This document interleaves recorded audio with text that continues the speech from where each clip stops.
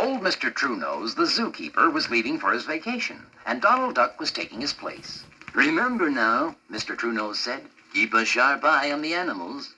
Morning, noon, and night, especially at night. And most important of all, make sure the animals are always fed on time."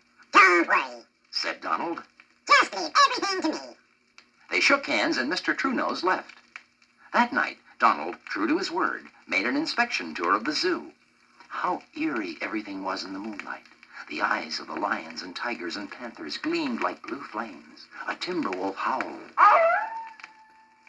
Once he sat down on an old log to rest, but suddenly it began to move, straight for the little pond. "Yikes!" cried Donald, as he realized he'd been sitting on an alligator. Another time, he sat down on a rock, but after a moment the rock too began to move. The rock was an enormous sea turtle. Then Donald went into the birdhouse, where birds of every kind, from every corner of the world, glared and screamed at him. "Stop watching me. Donald said to the birds in their cages. I'm supposed to be watching you." "Hoo, hoo," said an old owl. "You, who do you think?" But the owl only answered, "Hoo, hoo." Suddenly, thump, Donald had bumped into something. A huge, hulking shadow, and it moved. Who are you?" Donald quavered. "Bazooka the bear," a gruff voice replied. "I've been in this crummy zoo long enough. I'm leaving."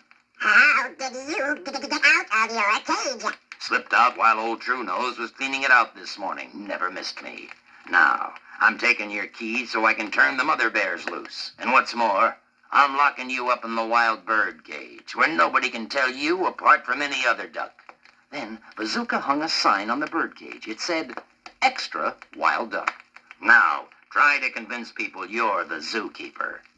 Next day, the zoo visitors, including Bazooka, came to the wild bird cage to laugh at the wild duck who claimed he was the zookeeper.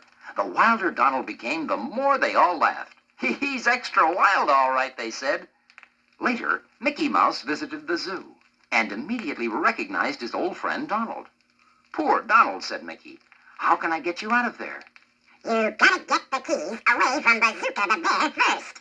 Then he beckoned Mickey closer and whispered in his ear so no one could hear. "Now, Mickey nodded his head, walked away, then suddenly began calling, "Feeding time, feeding time, come and get it."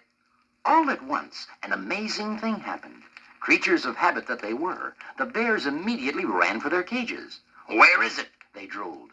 Bazooka took the keys and opened the cages. All the bears ran inside. But so anxious was Bazooka to eat that he quite forgot the keys and left them in the lock. Quickly, Mickey slammed the cage shut, took the keys, and released his friend Donald. The bears were absolutely furious. "We'll get you for this," they roared at Donald.